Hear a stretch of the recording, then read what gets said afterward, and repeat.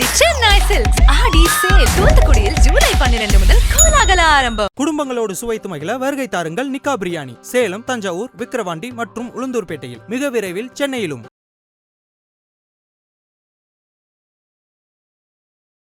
Sir வணக்கம் sir. 2024 சட்டசபை தேர்தலுக்கு இன்னும் 21 மாதங்கள் தான் இருக்குது. திமுக அதுக்கு தயாராகி தேர்தல் ஒருங்கிணைப்பு குழுவை அறிவிச்சிருக்காங்க. KN நேரு அதோட முதன்மை செயலாளராக இருக்காரு. உதயநிதியும் அந்த குழுவில் இருக்காங்க. திமுக காங்கிரஸ் கூட்டணி அமையுமா? இல்லை, கூட்டணி தொடரும் தான் நான் நம்புகிறேன், உறுதியாக நம்புகிறேன். திமுக காங்கிரஸ் கூட்டணி கண்டிப்பாக தொடரும். அவங்க இந்த குழுலாம் போட்டிருக்கிறதுலாம் அது அவங்க கொஞ்சம் பதட்டப்படுறாங்கன்னு தெரியுது. எனக்கு தெரிஞ்சு கலைஞர் இந்த மாதிரிலாம் எலெக்ஷனுக்கு 2 வருஷம் முன்னாலாம் குழு போட்டதே கிடையாது. One day is a long period in politics. இப்படி இருக்கும்போது இன்னும் 2 வருஷம் இருக்குது. 21 மாதம். அடுத்த ஆகஸ்ட் 7 வந்ததுன்னா இவங்க பதவிக்கு இவங்களுக்கு இன்னும் மிச்சம் இருக்கக்கூடிய பதவி காலம் என்பது 21 மாதங்கள் இருக்குது. இந்த மே மாதத்தோட 3 வருஷம் முடிஞ்சிடுச்சு. ஸோ இந்த ஆகஸ்ட் 7 வந்ததுன்னா இவங்களுக்கு ரிமைனிங் பீரியட் 21 months இருக்குது. லெஸ் தென் 2 years இருக்குது. 21 மாதம் இருக்கும்போதெல்லாம் கிட்டத்தட்ட 2 years, ஆல்மோஸ்ட் 2 years இருக்கும்போதெல்லாம் நீங்கள் இந்த மாதிரி பண்ணுறதுன்றது ரொம்ப ஆச்சரியமானது.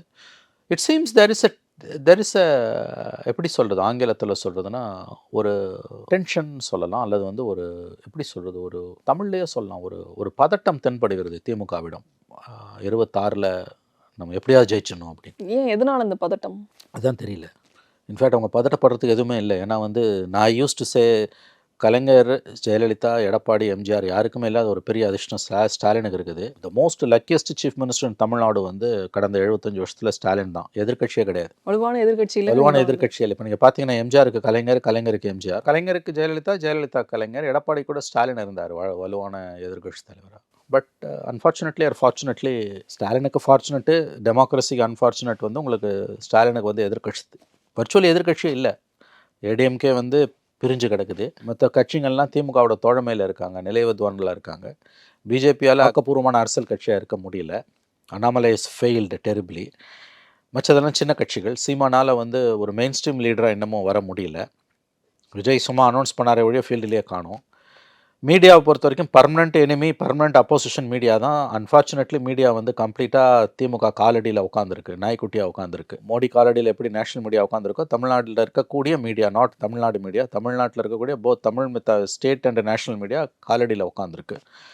குறைகளை சுட்டி காட்ட, அக்ரெசிவாக சொல்கிறதுக்கு, இடிச்சு உரைக்கிறதுக்கு ஆளே கிடையாது. ஸோ இவங்க பயப்பட வேண்டிய அவசியமே இல்லை இப்போ இருக்க நிலைமைப்படி பார்த்தா. ஆனாலும் அவங்களுக்குள்ள ஒரு பதட்டம் இருக்குது. இல்லாட்டி உங்களுக்கு 2 வருஷத்துக்கு முன்னாலே குழுவை போட வேண்டிய அவசியமே கிடையாது. எனக்கு தெரிஞ்சு குழு போடணும். It's a long period. 1 day is a long period. திரும்பவும் நான் சொல்கிறேன், ஏன் இந்த பதட்டம்னு எனக்கு புரியல. Why are you afraid? உங்களுக்கு ஜெயலலிதா மரணத்துக்கு பிறகு பர்மனெண்ட்டாக 5-7% ஓட்டு ஏடிஎம்கே விட்டு வெளியில் போயிருக்குது. இன்றைக்கி எடப்பாடி விழுந்த ஓட்டு 20-22% தான். அப்படி இருக்கும்போது they are sitting pretty well. 2026 இப்போ இருக்க சுச்சுவேஷன் கண்டினியூ ஆச்சுன்னா, தட் இஸ் ஏடிஎம்கே உடஞ்சி எடப்பாடி தலைமையில் ஒரு கூட்டணி, பாமக, பாஜக குட்டி கட்சிங்கள்லாம் ஒரு சைடு, சீமானு ஒரு சைடு, விஜய் ஒரு சைடு, சேர்ந்தோ தனித்தனியாவோ 5ஆவதா திமுக கூட்டணி 5ஆவதா அல்லது 4ஆவதா இப்போ இருக்க இந்தியா பிளாக் நின்றுச்சுன்னா ஈஸியாக 200 seats மேலே அடிப்பாங்க இந்தியா பிளாக். ஏன்னா நம்பர்ஸ் கேம். அப்படி இருக்கும்போது இப்போயே எதற்காக இந்த குழுவெல்லாம் இப்போ எதுக்கு போடணும்னு தான் எனக்கு புரியல. எலெக்ஷனுக்கு 3 மாதம் முன்னால் போட வேண்டியதுங்க இதெல்லாம். ஆப்கி பார் 400 பார்னார்ல மோடி. அவர் கூட எப்போ சொன்னார்? எலெக்ஷனுக்கு 4 மாதம் முன்னால் தான் அதை சொன்னார். 200+ன்னு 2 years முன்னால் எப்படி சொல்கிறீங்க? ரெண்டும் நிறைய சிமிலாரிட்டிஸ். மோடி அங்கே பண்ணுறது தான் இவங்களும் இங்கே நிறையா பண்ணுறாங்க. ஆப்கி பார் 400 பார்னு சொன்னதுக்கும் அவராது சொல்கிற மறுபடியும் எலெக்ஷனுக்கு 4-5 மாதம் முன்னால் தான் சொன்னார். நீங்கள் 2 வருஷத்துக்கு முன்னாலேயே மிஷன் 200+ன்றது ஆச்சரியமாக இருக்குது. இது இட் இஸ் நாட், எனக்கு தெரிஞ்சு இது ஹெல்த்தி பாலிடிக்ஸ் கிடையாது. இவங்க என்னமோ இவங்க அவங்களுக்கு அதாவது இன்ஃபேக்ட் இட் பெட்ரேஸ் டிஎம்கேஸ் வீக்னஸ். திமுக தன்னுடைய பலவீனத்தை வெளியில் காட்டிக்கொள்கிறது 2 ஆண்டுகளுக்கு முன்பே இப்படி ஒரு குழுவை போடுவதன் மூலம். அப்படி தான் நான் பார்க்குறேன். அது பட் தொண்டர்கள்லாம் இதனால உற்சாகமாக தானே சார்? எப்படி மேடம் உற்சாகமாவாங்க? எங்கேயோ கிடையாது. Elections R far away. 2 வருஷம் நாளைக்கு என்ன நடக்கும்னு தெரியாது உங்களுக்கு. உள்ளாட்சி தேர்தல் வேறு வரப்போகுது, அதை பார்த்துக்கலாம். உங்களுக்கு லோக்கல் பாடி வரும்போது நீங்கள் உள்ளாட்சி தேர்தலுக்கு இந்த கமிட்டியை போடல. நீங்கள் போடுறது அசம்பிளிக்கு போடுறீங்க. 2 வருஷத்துக்கு முன்னால் அசம்பிளிக்கு நீங்கள் எப்படி கமிட்டி போட முடியும்?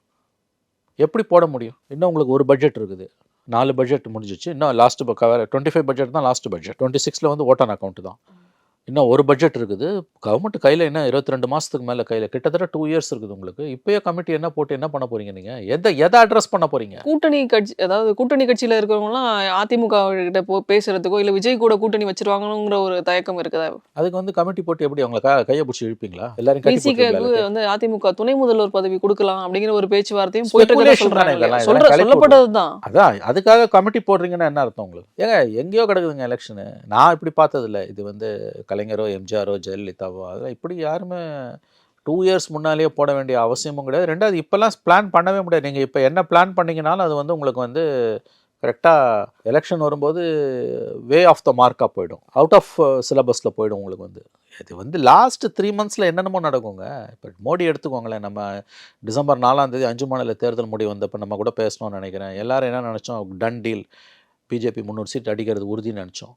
பிப்ரவரி 21 மோடி ராமர் கோயில் அயோத்தியாவில் திறக்கும்போது இன்னும் ஸ்வீப் பண்ண போகிறாங்கன்னு நினச்சோம். பட் எப்படி மாறிச்சு? கடைசி நேரத்தில் எப்படி மாறிச்சு? 303 சீட் இருந்தவங்க 1/5 இழந்துட்டு 240 சீட்டுக்கு வந்தாங்க. 300 சீட்ஸ்லேருந்து 240 சீட்ஸ்க்கு வந்தாங்க. லாஸ்ட் 3 மந்த்ஸில் அப்படியே மாறுது. அண்டு நீங்கள் வந்து ஃபுல் 5 இயர்ஸ் கிட்டத்தட்ட 4.5 வருஷம் 4.25 வருஷம் தாண்டி போகும்போது தான் அந்த அரசாங்கத்தோட தாக்கம் மக்கள்கிட்ட என்னவா இருக்குன்றது உங்களால் உணர முடியும். இப்போ எப்படியுமே உணர முடியாது. இப்போ உணரவே முடியாது. ஆட்சியில் உள்ள தவறுகளை சரி செய்வதற்கு ஒரு குழுவை போட்டால் அது லாஜிக்கு. 26 எலெக்ஷனுக்கு குழு போட்டால் அது என்னது? நீங்கள் தவறே இல்லை, தேனும் பாலும் ஓடுதுன்னு நினச்சிட்டு இருக்கீங்க. திராவிட மாடல், சமூக நீதினு என்னென்னமோ பேசிக்கிட்டு உங்கள் கண்ணு முன்னால் நடக்கக்கூடிய தவறுகளும் அவலங்களும் உங்களால் வந்து கண்டுகொள்ளவே முடியல. எல்லாமே நல்லா இருக்குது, எல்லாம் அப்படியே பிரமாதமாக இருக்குது, எங்கள் சாதனையை நாங்கள் தான் முறியடிப்போன்ற ஒரு கனவுலகத்தில் நீங்கள் இருக்கீங்க. உங்களுடைய குறைகளும் குற்றங்களும் உங்களுடைய அவலங்களும் உங்களுடைய செயலின்மையும் நீங்கள் செய்ய தவறியதும் உங்கள் மேனிஃபெஸ்டோவில் கொடுத்த முக்கியமான வாக்குறுதிகளை நீங்கள் நிறைவேற்றாமல் இருப்பதால் வந்த தாக்கங்களும் மக்களின் ஏமாற்றங்களும் உங்கள் கண்ணுக்கு படலை. நீங்கள் அதுவும் 40 சீட்டு ஜெயிச்சோன்னா இது அப்படியே எதிரொலிக்க போகுது 26லன்னு கனவு கண்டு கொண்டிருக்கிறீர்கள். நிச்சயமாக இல்லை. ஆகவே இந்த குழுவை போட்டதை ஆட்சியில் உள்ள குறைகளை அகற்றுவதற்கான குழுன்னு போட்டிருந்தா கூட நல்லா இருந்திருக்கும். எல்லா ஆட்சியிலையும் இருக்க குறை தான் உங்கள் கவர்மெண்ட்லேயும் இருக்குது. எல்லா கவர்மெண்ட்டில் நடக்கிற நல்லது கெட்டது தான் உங்கள் கவர்மெண்ட்லேயும் நடக்குது. பெருசாக ஒன்றும் புதுசாக கூடவோ குறையவோ இல்லை. அப்படி இருக்கும் பொழுது நம்ம வந்து ராங் ப்ரியாரிட்டிஸை நோக்கி முன்னேறுவது என்பது எனக்கு தெரிஞ்சு சரியா படலை. இது அவர்களுடைய, நான் அறிந்த வரையில் இது என்னுடைய கருத்து, இது அவர்களுடைய இந்த குழு என்பது தேர்தல்களுக்கான இந்த 26 தேர்தலுக்காக போடப்பட்ட இந்த குழு என்பது திமுகவின் பலவீனத்தை காட்டுகிறது. கூட்டணியில இருக்கிற காங்கிரஸ் கட்சி தங்களோட கட்சியை வலுப்படுத்தணும் அப்படின்னு சொல்லி தொடர்ச்சியாக பேசிட்டு இருக்காங்க. செல்வ பிறந்தவங்க பேசியிருக்காரு, கார்த்திக் சிதம்பரமும் பேசியிருக்காங்க. இந்த ஒரு விஷயம் அவங்களுக்கு ஏதாவது அதிருப்தி? இல்லை, அதிருப்தியெல்லாம் அவங்களுக்கு வந்து உள்ளுக்குள்ளே ஓரளவு இருக்கும். ஏன்னா வந்து கூட்டணிகள் கட்சிகள் வந்து கூட சீட்டு கேட்பாங்கன்னு அவங்க உண்மையாகவே பயப்படுறாங்க அல்லது நம்புகிறாங்க. அது கேட்குறதும் நியாயம், இவங்க கொடுக்க மறுக்கிறதும் நியாயம், தப்பே கிடையாது. லாஸ்ட் டைம் என்னாச்சு? 40 சீட் வரைக்கும் கேட்டாங்க, 41 சீட்டு வரைக்கும். 2016 41 சீட்டு கேட்டாங்க, 21 50 சீட்டு கேட்டாங்க. அப்புறம் 41 கொடுத்ததை கொடுக்கணாங்க, முடியாதுன்னாங்க. கடைசியில் சோனியா காந்தி தலையிட்டு 25 சீட்டுக்கு ஒத்துக்கிட்டு 18 சீட்டு ஜெயிச்சாங்க. இந்த முறை கண்டிப்பாக கூட கேட்பாங்க காங்கிரஸ். ஏன்னா நின்று 9 ஜெயிச்சிருக்காங்க. அதே மாதிரி வந்து 2 லெஃப்ட்டும் போன தடவை 6 சீட்டு, விசிக்காக 6 சீட்டு கூட கேட்பாங்க, மதிமுக கூட கேட்கும். எல்லாரோட டிமாண்ட்ஸும் இந்த தடவை அதிகரிக்கும். பார்லிமெண்ட் எலெக்ஷனில் 24 இப்போ எப்படி மெயின்டைன் பண்ணாங்கன்னா 19 கொடுத்த அதே ஃபார்முலாவை வச்சு மேனேஜ் பண்ணாங்க. இப்போ அசம்பிளிலையும் அதே ஃபார்முலாவை கொடுத்து மேனேஜ் பண்ணணும்னா கண்டிப்பாக அது முடியாது. ஏன்னா கண்டிப்பாக காங்கிரஸ் வந்து கூட கேட்பாங்க.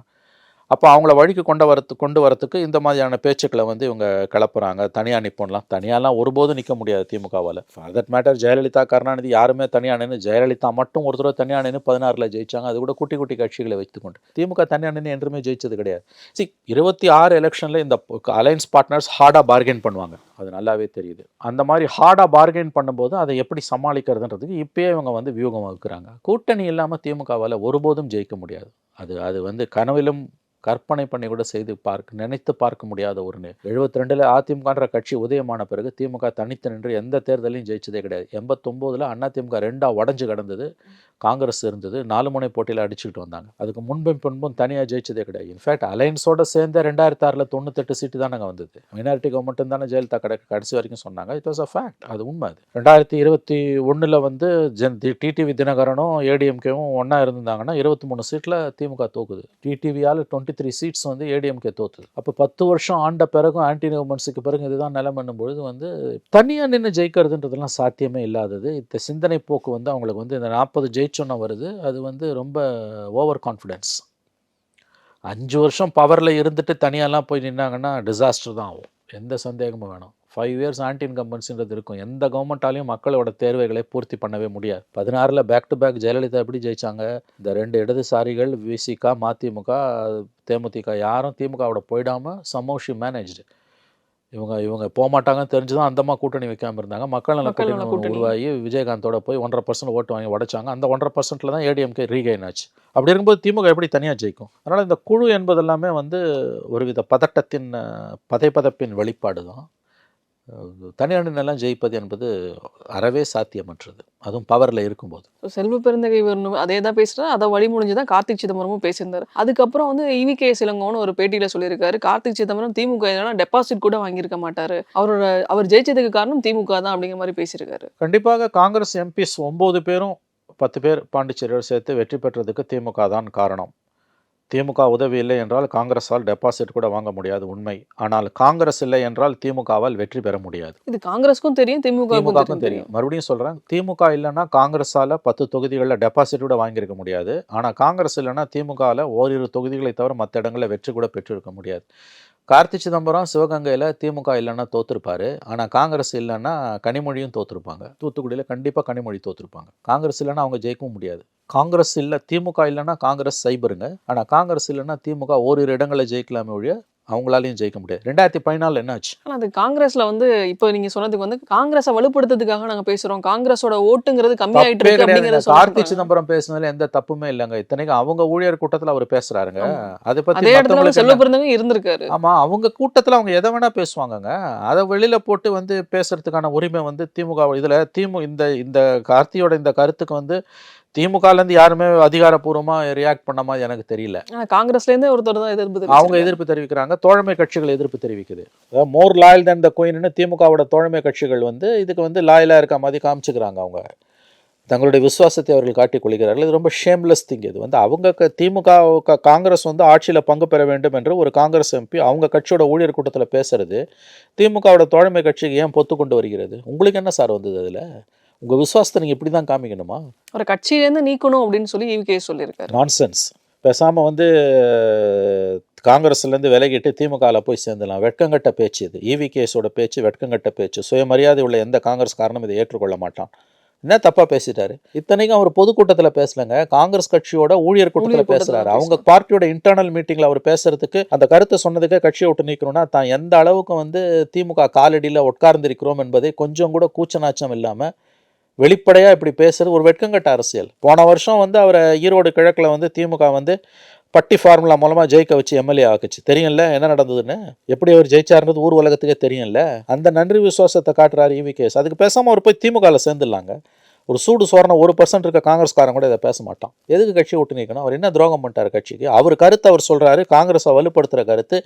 அடிப்படையில் மறுபடியும் சொல்கிறேன், இது காங்கிரஸ் கட்சியோட இன்டர்னல் மீட்டிங்கில் அவர் பேசுறதுங்க. அதை பற்றி கருத்து சொல்கிற உரிமை எந்த கொம்பனுக்கும் கிடையாது. இன்றைக்கி திமுகவோட கூட்டணி கட்சியில் இருக்க சில கட்சிகளுடைய எம்எல்ஏக்கள் வந்து இதுக்காக அவரை வந்து கழுவில் ஏற்றணுன்ற லெவலுக்கு பேசுகிறாங்க. அவர் காங்கிரஸுக்கு துரோகம். கார்த்திக் சிதம்பரமும் சொல்லியிருக்காரு, கூட்டணியால தான் நம்ம ஜெயிச்சோம், ஒத்துக்கிறோம் அப்படிங்கிறதே அவர் ரொம்ப அழகாக அவர் கார்த்தி பேசினாருங்க. அவர் வந்து ஒரு இடத்துலையும் திமுகவை இழிவுபடுத்தல, திமுகவை குறைச்சி மதிப்பிடல. 6 இடத்துல அவர் சொல்கிறாரு திமுகவால் தான் நம்ம ஜெயிச்சோன்றாரு. ஆனால் நம்மளாலையும் திமுகவுக்கு கொஞ்சம் பலன் இருந்திருக்குன்னு தான் அவர் சொல்கிறாரு. ஒரு இடத்துலையும் அவர் திமுகவை இழிவுபடுத்தி பேசல.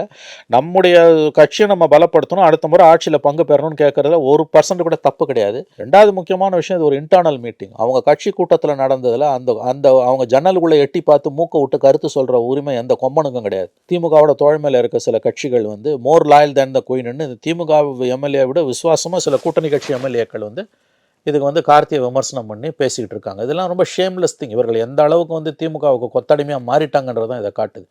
நீங்கள் வந்து ஒரு தனி கட்சி நடத்துகிறீங்க. திமுகவை வந்து காங்கிரஸ் விமர்சிக்குதுன்னா அது திமுகவுக்கும் காங்கிரஸுக்கும் இடையில் உள்ள பிரச்சனை. அதில் பூந்து நீ திமுகவை டிஃபெண்ட் பண்ண வேண்டிய உலக என்ன வந்து நீ என்ன திமுகவா? ஆர் யூ இந்த கவர்மெண்ட்? இது எதுவுமே கிடையாது. இல்லை, அந்த மாதிரி சில கட்சிகளோட எம்எல்ஏக்கள் நடந்து கொண்டிருக்கிறார்கள். EVK வந்து ரொம்ப ஷேம்லெஸ்ஸான திங். இது வந்து ரொம்ப அருவருப்பான ஒரு அரசியல். காங்கிரஸ் ஏன் தமிழ்நாட்டில் 60 வருஷமாக அதிகாரத்தில் இல்லாமல் இருக்குது, உருப்படாமல் போச்சுன்றதை நீங்கள் புரிந்து கொள்ளலாம். EVK அவருடைய பேச்சை வைத்த கட்சியை விட்டு நீக்கணுன்றதெல்லாம் ரொம்ப அராஜகமான கருத்து. சார் அடுத்து செந்தில் பாலாஜி அவர்கள் பற்றி பேசிடலாம். முன்னாள் அமைச்சர் செந்தில் பாலாஜி வந்து பணப்பரிமாற்ற தடை சட்ட வழக்கில் கடந்த 1 வருஷத்துக்கு முன்னாடி கைது செய்யப்பட்டார். இப்போ வரைக்கும் அவருக்கு ஜாமீன் கிடைக்கல. ஆகஸ்ட் 5 அவருக்கு ஜாமீன் கிடைக்குமா கிடைக்காதா சார்? ஐ திங்க் ஜாமீன் கிடைப்பதற்கு வாய்ப்புகள் பிரகாசமாக இருக்கின்றன. தொடர்ந்து இந்த மாதிரி அட்ஜன் ஆச்சுன்னா கண்டிப்பாக சுப்ரீம் கோர்ட் கொடுக்கும். இப்போ வந்து ஜூன் மாதம் கைது செய்யப்பட்டார் அவருக்கு எதிரான வழக்கு வலுவான வழக்கு தான், அதில் சந்தேகமே இல்லை. ஜாப் ராக்கெட்டில் அவர் தப்பு பண்ணியிருக்காரு. அவரால் பணம் கொடுத்துட்டு ஏமாந்தவங்க நிறைய பேர் இருக்காங்க. அதில் வந்து பணத்தை நாங்கள் அவர்கிட்ட வாங்கினதை திரும்ப கொடுத்துட்டோன்னு இவங்க செட்டில்மெண்ட் பண்ணிட்டாங்கன்னு கோர்ட்டில் போய் மெட்ராஸ் ஹைகோர்ட் வந்து ரொம்ப வினோதமான ஒரு தீர்ப்பை கொடுத்தது.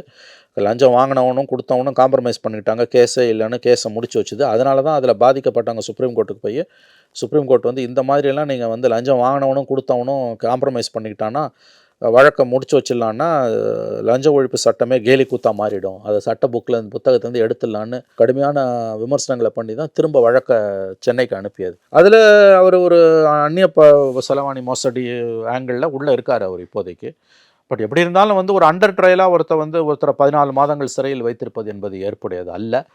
கண்டிப்பாக அவருக்கு ஜாமீன் வழங்கப்பட வேண்டும். ட்ரையலில் தண்டனை கிடச்சுன்னா கிடச்சிட்டு போட்டோம். அண்டர் ட்ரையலாக விசாரணை கைதியாக 14 மாதங்கள் ஒருவர் சிறையில் வைப்பது என்பது ஏற்புடையது அல்ல. உச்சநீதிமன்றம் வந்து இந்த வழக்கை வந்து தொடர்ந்து வந்து நடத்திக்கிட்டு தான் இருக்குது. ஒரு வருஷம் சிறையில் இருக்காருன்னு கடந்த முறைக்கு முந்தின முறை விசாரணைக்கு வந்தப்போ சொன்னப்போ சுப்ரீம் கோர்ட் ஜட்ஜஸ் சொன்னது 3 வருஷம் ஜெயிலில் இருக்கவங்களாம் இருக்கான் ஃபெரா இதில் பிஎம்எல்ஏலன்னு.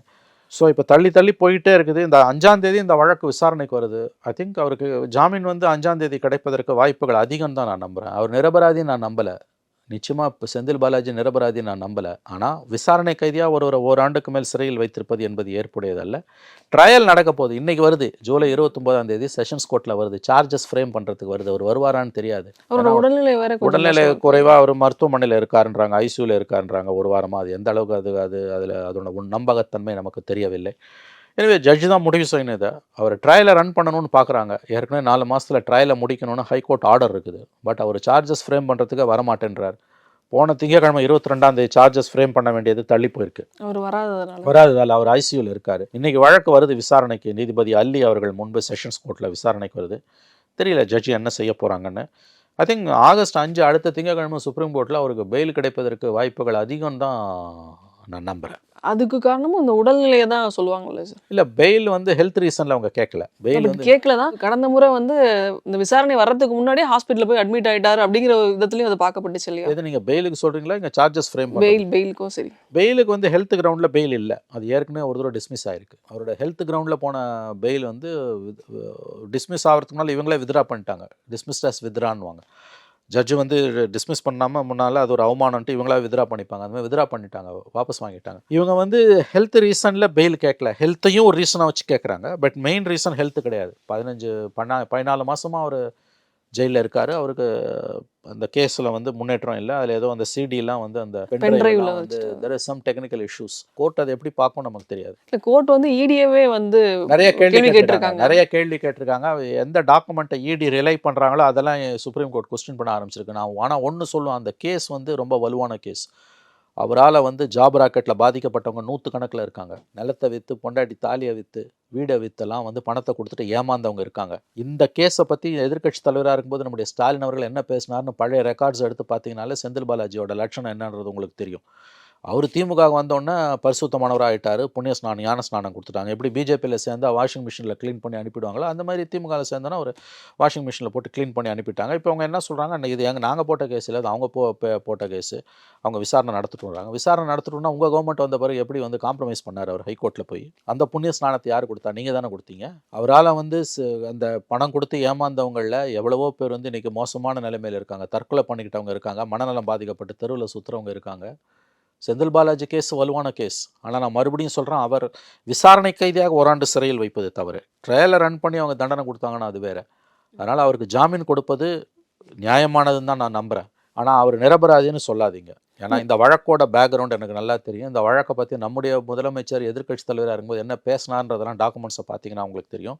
அதை விட ரொம்ப அவலமான ஒரு நிகழ்வு என்னென்னு கேட்டிங்கன்னா, வெரி நாஸ்டி டெவலப்மெண்ட். 21 ஆட்சி மாற்றம் ஏற்பட்ட பிறகு செந்தில் பாலாஜிக்கு காசு கொடுத்தவனும் காசு வாங்கினவனும் போய் நாங்கள் காம்ப்ரமைஸ் பண்ணிக்கிட்டோம், கேஸை முடிங்கன்னு போய் சொல்லி ஹைகோர்ட் அதை ஏற்றுக்கிட்டு கடைசியில் அதில் பாதிக்கப்பட்ட ஒருத்தன் சுப்ரீம் கோர்ட்டுக்கு போனதோட விளைவு தான் இங்கே வந்து நிற்கிது. இதில் மணி லாண்டரிங் ஆங்கிள் வரதால இடி உள்ள வந்துட்டான். இப்போ இடி அந்த பென்ட்ரைவ் விஷயத்துல வந்து உச்சநீதிமன்றமும் கேள்வி கேட்டுட்டு இருக்கு. அந்த பென்ட்ரைவ்ல அப்படி என்ன எக்ஸ்ட்ரா ஃபைல்ஸ் எதுவும் ஆட் பண்ணிட்டாங்க? எனக்கு தெரியாது அந்த டெக்னிக்காலிட்டிஸ்குள்ள நான் போல. அந்த பென்ட்ரைவ் இஷ்யூவை வந்து ஓவராலாக அந்த பென்ட்ரைவ் இஷ்யூ எனக்கு விளங்கலை. எனக்கு அதில் சரியான நாலேஜ் இல்லை. இடி அதை ஏன் ரிலை பண்ணுறாங்கன்றது எனக்கு தெரியல. மேபி அந்த பர்டிகுலர் எவிடன்ஸ் ஆஃப் இடி அந்த விச் இஸ் அந்த பென்ட்ரைவ் இருக்கு இல்லையா, அதில் இடி ஏதாவது டேம்பர் பண்ணுறான்னா என்னன்றது கூட எனக்கு பண்ணலாம், நான் மறுக்கல. நான் சொல்கிறது ஒரிஜினல் கேஸ். செந்தில் பாலாஜியோட தம்பி வந்து செந்தில் பாலாஜி வீட்டிலேருந்து இமெயிலில் ஆஃபர் லெட்டர்ஸ் அனுப்பியிருக்காரு. அது தெரியல உங்களுக்கு?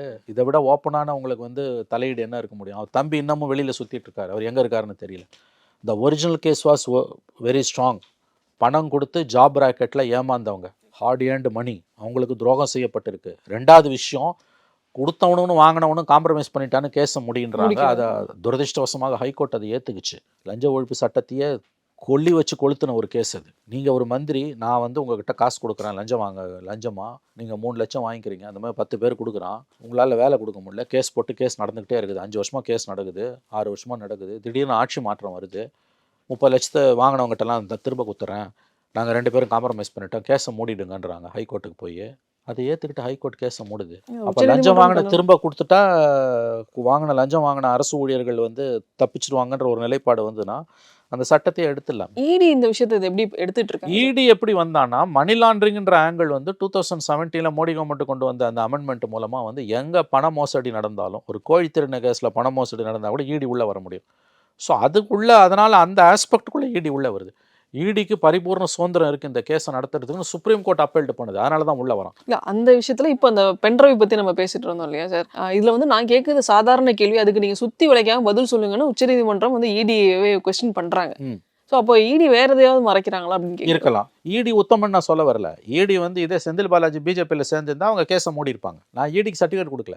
இடி வந்து மோடி அரசாங்கத்தோட கைப்பாவை. ஒரே வழக்கில் குற்றம் சாட்டப்பட்டவன் வந்து பிஜேபியில் இருந்தானா அவனுக்கு ஒரு நியாயம், எதிர்கட்சியில் இருந்தால் அவனுக்கு ஒரு நியாயம், எதிர்கட்சியில் இருந்தவன் பிஜேபிக்கு வந்துட்டானா அவனுக்கு வாஷிங் மிஷினில் போட்டு அவனை குளிப்பாட்டி புண்ணிய ஸ்நானம் கொடுத்து அவனை அனுப்பிடுவாங்க. இடி உத்தமன் நான் சொல்லவே இல்லை எங்கேயுமே. ஆனால் செந்தில் பாலாஜி மீதான குற்றச்சாட்டுகள் வலுவானவை. இது ரெண்டுத்துக்குமான வித்தியாசத்தை நம்ம புரிந்து கொள்ள வேண்டும். நிச்சயமா சார். ஆகஸ்ட் 5 என்ன நடக்குதுங்கிறத நம்ம பொறுத்திருந்து பார்ப்போம். நிறைய விஷயங்கள் குறித்து தெளிவாக பேசியிருக்கீங்க. உங்க கருத்துக்கும் நேரத்துக்கும் நன்றி. நன்றி.